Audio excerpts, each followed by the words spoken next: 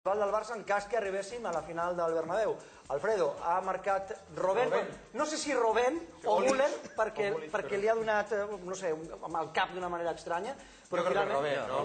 Robben, ¿no? La UEFA le ha donat a Robben, ¿eh? Sí, y bueno, el Bayern que va mal, ¿no?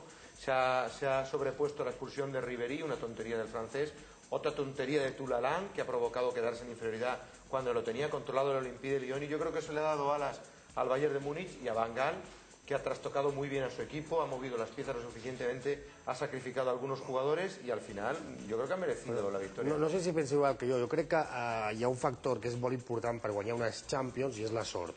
I jo crec que en els darrers partits el Bayern de Múnich està tenint sort. Està buscant. El camp de la Fiorentina va aixecar per dues vegades. El primer partit va començar a perdre davant el Manchester als 59 segons ja portava 0-1 el Manchester.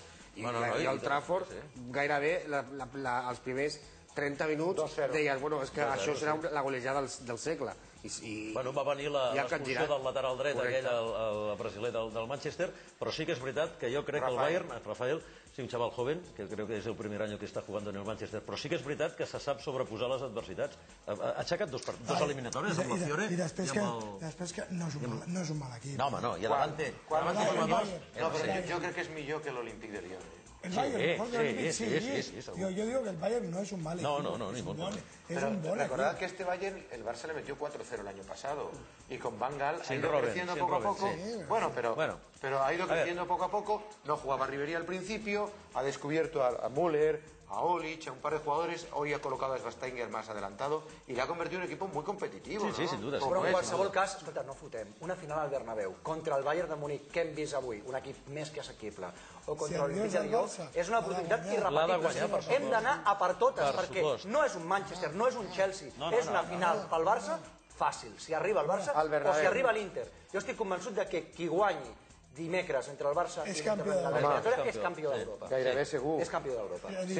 A un partit mai es pot dir, sí, però sí que és veritat que el Bayern en aquests moments té més història i més nom que equip. Això està clar. No són l'Esteaua de Sevilla, però sí que és veritat. No cridis al mal temps. No cridis al mal temps ni recordis mal. Que estic amb Albert. El que guanya l'eliminatòria Barça-Inter té molts rumors. Bueno, y déjate que Ribéry le sancione por solo un partido y que no se les ocurra para el o que no lo metan en la cárcel. Uno solo. Tampoco tengo tan claro de que el Bayern vaya a pasar la final de una manera fácil. 1-0 es un gran resultado. Tú temes que el Olympique se meta en la final, ¿no? No temo, no. Vamos a ver, el que se mete en la final es porque lo merece. Pero tú te imaginas una final Olympique de Lyon-Barcelona y que gane el Barcelona en el Bernabéu. Pero ¿cuál es el problema? 2-6. Pero ¿cuál es el problema? Vamos a ver, el madridista tiene asumido que su equipo no está en la final, el estadio es el que se ha tocado y se asume y no pasa nada. ¿Tú crees que lo tiene asumido? Con la cantidad de cohetes y petardos que tiraron ayer con los goles del Inter en Madrid. Vamos a ver, Alfredo, que te llegue el Lyon es lo que es una afrenta, ¿eh? No, vamos a ver, llega el Lyon y gane, nos ha ganado el campeón, ¿por qué no puede ganar? Bueno,